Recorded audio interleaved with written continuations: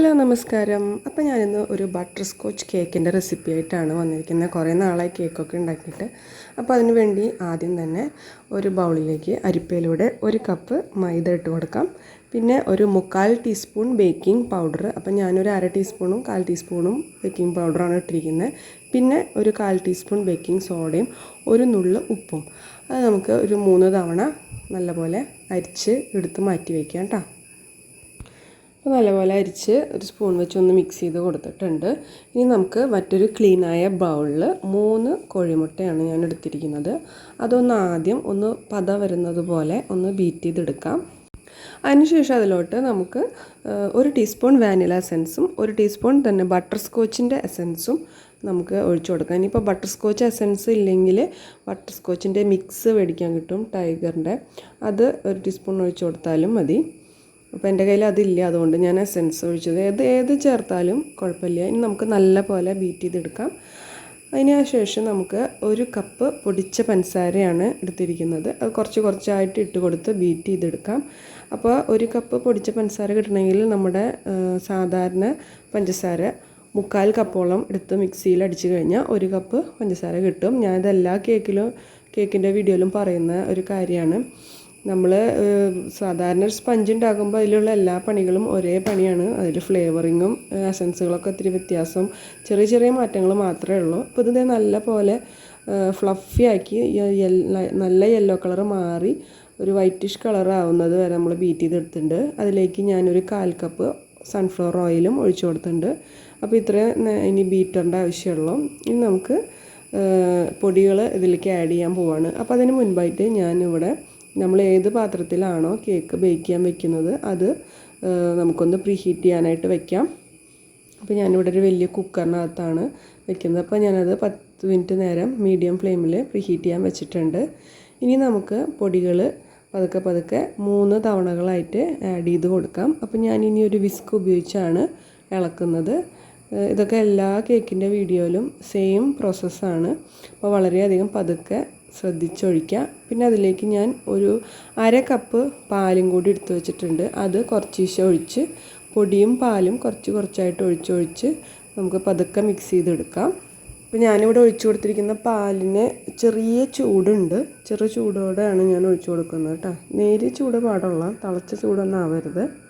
നമുക്ക് പതുക്കെ മിക്സ് ചെയ്ത് കൊടുക്കാം. ടൈം എടുത്ത് ഒരു വിസ്ക് ഉപയോഗിച്ചാണെങ്കിലും കട്ട് ആൻഡ് ഫോൾഡ് മെത്തേഡ് തന്നെ യൂസ് ചെയ്ത് പതുക്കെ ബാറ്റർ റെഡിയാക്കി എടുക്കാം. അപ്പോൾ നമ്മുടെ ബാറ്റർ ഇവിടെ റെഡി ആയിട്ടുണ്ട്. ഇനി ഞാനൊരു സ്പാറ്റിൽ ഉപയോഗിച്ച് സൈഡിലൊക്കെ ഉള്ളത് നല്ലപോലെ എടുത്ത് ക്ലീനാക്കി ഒന്നും കൂടി ഒന്ന് കട്ട് ആൻഡ് ഫോൾഡ് ചെയ്ത് കഴിയുമ്പോൾ നമ്മുടെ പൊടികളെല്ലാം നല്ലതുപോലെ മിക്സ് ആയിട്ടുണ്ടാവും. ഇനി നമുക്ക് ഇത് ഒരു കേക്ക് പാനിലേക്ക് ഒഴിച്ചു കൊടുക്കാം. അപ്പോൾ ഞാനിവിടെ ഒരു 7 ഇഞ്ചിൻ്റെ കേക്ക് പാൻ റൗണ്ട് ടിന്നിലാണ് ഒഴിച്ചു കൊടുക്കുന്നത്. അപ്പോൾ അതിനകത്ത് ബട്ടർ പേപ്പറൊക്കെ വെച്ച് ഗ്രീസ് ചെയ്ത് റെഡിയാക്കി വെച്ചിട്ടുള്ളതാണ്. അപ്പോൾ സൈഡിൽ വെക്കണം എന്നുള്ളവർക്ക് സൈഡിൽ വെക്കാം. എൻ്റെ ഇപ്പോൾ ഇത് കറക്റ്റ് ഈ ഒരു ഹൈറ്റിൽ തന്നെ ഇത് പൊന്തുള്ളൂ, അതുകൊണ്ട് ഞാൻ സൈഡിലൊന്നും വെച്ച് കൊടുത്തിട്ടില്ല. ഇപ്പോൾ മുഴുവൻ ബാറ്റർ അതിനകത്ത് ഒഴിച്ചു കൊടുത്തിട്ടുണ്ട്. നല്ലപോലെ ഒന്ന് ടാപ്പ് ചെയ്ത് കൊടുക്കുക.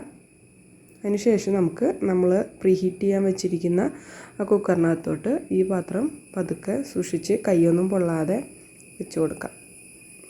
അപ്പോൾ അതേ ഒരു 30-35 മിനിറ്റ്, ആദ്യം 30 മിനിറ്റിൽ ഞാൻ നോക്കിയായിരുന്നു.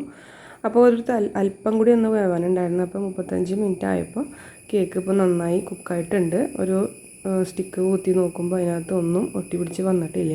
ഇനി നമുക്ക് ഈ കേക്ക് ചൂടാറാനായിട്ട് പുറത്തേക്ക് എടുത്ത് വയ്ക്കാം കേട്ടോ. കേക്ക് നല്ല ലെവലായിട്ട് നല്ല സോഫ്റ്റായിട്ട് തന്നെ കിട്ടിയിട്ടുണ്ട്. ഇനി അത് ചൂടാറുന്ന നേരം നമുക്ക് കുറച്ച് സംഭവങ്ങൾ, ഒരു പ്രലൈൻ റെഡിയാക്കണം. അതിന് വേണ്ടി ഞാൻ കുറച്ച് അണ്ടിപ്പരിപ്പും ബദാമും ഒരു 1/4 കപ്പോളം എടുത്തിട്ടുണ്ട്. അതൊന്ന് നമുക്ക് ഡ്രൈ റോസ്റ്റ് ചെയ്യാം. ഓയിലൊന്നും ഒഴിക്കരുത്, വെറുതെ ഒന്ന് വറുത്തെടുക്കാം. അതിനുശേഷം അതിൽ നിന്നെടുത്ത് മാറ്റിയതിന് ശേഷം നമുക്കതിലേക്ക് ഒരു 1/4 കപ്പ് പഞ്ചസാര ഒഴിച്ചു കൊടുത്ത് ഏറ്റവും ചെറിയ തീയിലിട്ട് കൊടുക്കാം കേട്ടോ. ഇത് നമുക്കൊന്ന് മെൽറ്റ് ചെയ്തെടുക്കാം. അപ്പോൾ നല്ലൊരു ലൈറ്റ് ഗോൾഡൻ ബ്രൗൺ കളറാകുമ്പോൾ നമുക്കതിലോട്ട് 1 ടേബിൾ സ്പൂൺ ബട്ടർ ഇട്ട് കൊടുക്കാം. ബട്ടർ ഒന്ന് മെൽറ്റായതിന് ശേഷം നമ്മൾ വറുത്ത് വെച്ചിരിക്കുന്ന നട്ട്സ് അതിനകത്തോട്ട് ഇട്ട് പെട്ടെന്ന് തന്നെ ഇളക്കി മിക്സ് ചെയ്ത്, പിന്നെ ഞാനിവിടെ ഒരു സ്റ്റീലിൻ്റെ പ്ലേറ്റിൽ തന്നെ കുറച്ച് ബട്ടർ തൂവി കൊടുത്ത് വെച്ചിട്ടുണ്ട്. അതിനകത്തോട്ട് പെട്ടെന്ന് തന്നെ ഒഴിച്ചു കൊടുക്കാം. ഇപ്പോൾ അത് ചൂടാറി കഴിയുമ്പോൾ ഇതുപോലെ ഇരിക്കും. അപ്പോൾ നമുക്കതിങ്ങനെ പൊട്ടിച്ച് കഷ്ണങ്ങളാക്കി മിക്സിയിലിട്ട് ഒരു കറക്കിയാൽ മതി, ഒന്ന് വിപ്പ് ബട്ടൺ ഞെക്കിയാൽ മതി. അപ്പോൾ തന്നെ നല്ലപോലെ പൊടിയായിട്ട് കിട്ടും. അത്യാവശ്യം കുറച്ച് കഷ്ണങ്ങൾ കടിക്കാനും ഉണ്ടാകുന്നത് നല്ലതാണ്. ഇപ്പോൾ അതേ കേക്ക് നല്ലപോലെ ചൂടാറി ഞാൻ കേക്ക് ടിന്നിൽ നിന്ന് പുറത്തേക്ക് എടുത്ത് വെച്ചിട്ടുണ്ട്. ഇനി നമുക്കിത് 3 പീസസാക്കി ലെവലാക്കി കട്ട് ചെയ്ത് ഇനി ഐസിങ് തുടങ്ങാം. ഇതിലോട്ട് ഞാൻ ആദ്യം 1 കപ്പ് വിപ്പിംഗ് ക്രീം ബീറ്റ് ചെയ്ത് റെഡിയാക്കി വെച്ചിട്ടുണ്ട്. അപ്പോൾ അതിനകത്ത് ആദ്യം കേക്ക് ബോർഡിൽ കുറച്ച് വിപ്പിംഗ് ക്രീം ആക്കി കൊടുത്തതിന് ശേഷം ആദ്യത്തെ ലെയർ കേക്ക് വെച്ച് നല്ല പോലെ എല്ലാ ഭാഗത്തേക്കും ഷുഗർ സിറപ്പ് ആക്കി വെക്കുക. അതിനുശേഷം ആദ്യത്തെ ലെയർ ക്രീം തേച്ച് കൊടുക്കാം. അപ്പോൾ ഷുഗർ സിറപ്പ് ഉണ്ടാക്കാനായിട്ട് ഞാനിവിടെ 1/4 കപ്പ് പഞ്ചസാരയും 3/4 കപ്പ് വെള്ളത്തിൽ ഒരു നുള്ളു ഉപ്പും കൂട്ടിയിട്ട് തിളപ്പിച്ചതിന് ശേഷം ചൂടാറി ഫ്രിഡ്ജിൽ വെച്ച് തണുപ്പിച്ചതാണ്. അപ്പോൾ ഇത് നമ്മൾ മിക്സിയിലിട്ട് കറക്കിയത് ഇതുപോലെ പൊടിയാക്കി ഇട്ടിട്ടുണ്ട്. അപ്പോൾ നമുക്ക് വിപ്പിംഗ് ക്രീം തേച്ച് കൊടുത്ത് ലെവലാക്കിയതിന് ശേഷം ഒരു ലെയർ ഈ പൊടി ഇട്ട് കൊടുക്കാം. കുറച്ചും കൂടി തിക്കായിട്ട് ഇട്ട് കൊടുക്കണമെങ്കിൽ ഇട്ട് കൊടുക്കാം കേട്ടോ. എനിക്ക് ഈ പ്രലൈൻ അത്ര ഇഷ്ടമല്ല, അത് ഞാൻ കുറച്ച് ഇട്ട് കൊടുക്കുന്നുള്ളൂ. ഇതിപ്പോൾ എൻ്റെ മമ്മിയുടെ തന്നെ ബർത്ത്ഡേക്ക് ഉണ്ടാക്കിയതാണ്.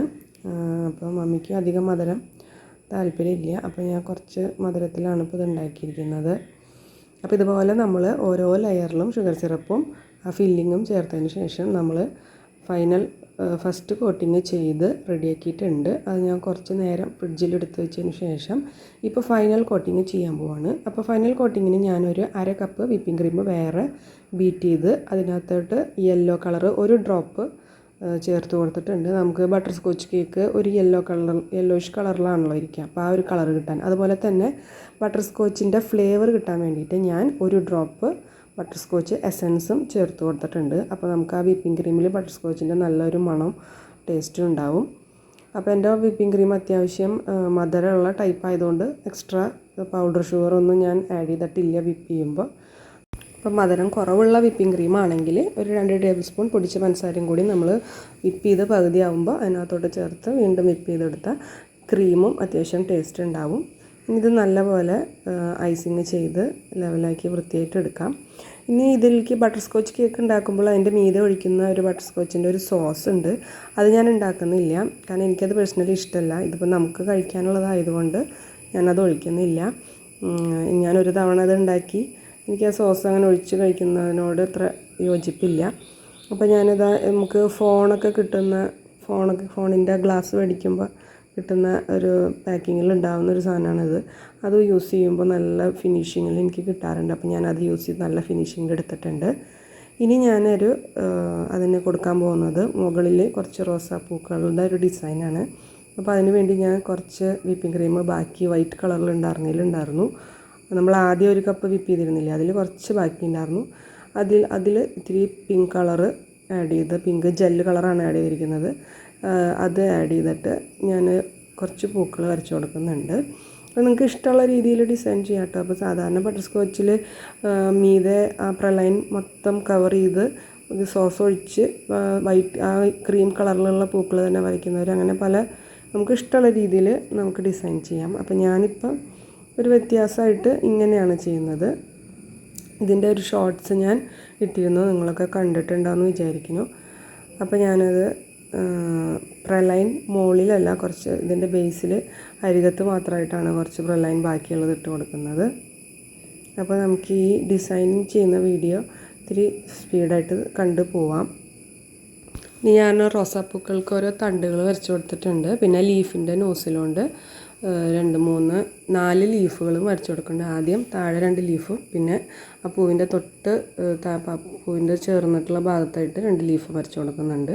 അപ്പോൾ അങ്ങനെ ഞാൻ റോസാപ്പൂക്കൾ ഉണ്ടാക്കി. പിന്നെ പ്രലൈൻ ഇനി എവിടെ ഇടും എന്നുള്ളൊരു കൺഫ്യൂഷൻ വന്നിട്ട് ആണ് എനിക്ക് തോന്നിയത് അടിയിലിങ്ങനെ ബോർഡർ പോലെ കൊടുക്കാമെന്ന്. അപ്പോൾ ഇങ്ങനെ മണ്ണിൽ പൂക്കൾ നിൽക്കുന്ന പോലെയൊക്കെ വേണമെങ്കിൽ ഇമാജിൻ ചെയ്യാം. അപ്പോൾ അതേ കേക്കിൻ്റെ എല്ലാ പണിയും കഴിഞ്ഞ് സൈഡിൽ പോയതൊക്കെ ക്ലീൻ ആക്കിയിട്ടുണ്ട്. ഒരു ഹാപ്പി ബർത്ത്ഡേയുടെ ഒരു ടോപ്പറും വെച്ച് കൊടുത്തിട്ടുണ്ട്. അപ്പോൾ ഇതാണ് നമ്മുടെ ഫൈനൽ ലുക്ക്. എങ്ങനെയുണ്ട്? സൂപ്പറായിട്ടില്ലേ? ആ റോസാപ്പൂക്കളൊക്കെ നല്ല റിയലായിട്ട് നിൽക്കുന്ന പോലെ ഒരു ഫീലിംഗ് ഇല്ലേ? എനിക്ക് ഭയങ്കര ഇഷ്ടമായി ഡിസൈൻ. അപ്പോൾ ഇതിന് മുൻപ് ഞാൻ ബട്ടർ സ്കോച്ച് ഉണ്ടാക്കുമ്പോൾ സോസൊക്കെ ഉണ്ടാക്കിയിട്ടാണ് ഉണ്ടാക്കിയിരുന്നത്. അതിൻ്റെ ഒരു പിക്ചർ ഞാൻ കാണിച്ചു തരാം. ബട്ടർ സ്കോച്ചിൻ്റെ സോസിൻ്റെ റെസിപ്പി ഞാൻ ഡിസ്ക്രിപ്ഷനിൽ ഇട്ട് തരാം. അപ്പോൾ നിങ്ങൾക്ക് സോസ് ഉണ്ടാക്കി അതിന് മീതെ കൂടെ ഒഴിക്കാൻ ഇഷ്ടമുള്ളവർക്കൊക്കെ അത് യൂസ് ചെയ്ത് ഉണ്ടാക്കാം. ഇപ്പോൾ ഇതാണ് ആ പിക്ചർ. അപ്പോൾ ഈ ബട്ടർ സ്കോച്ചിൻ്റെ വീഡിയോ എല്ലാവർക്കും ഇഷ്ടമായിട്ടുണ്ടെങ്കിൽ എല്ലാവരും ലൈക്ക് അടിക്കണം, എന്നെ സപ്പോർട്ട് ചെയ്യണം. ആദ്യമായിട്ട് കാണുന്നവരാണെങ്കിൽ ഇഷ്ടമായാലും എൻ്റെ ചാനൽ സബ്സ്ക്രൈബ് ചെയ്യണം. താങ്ക്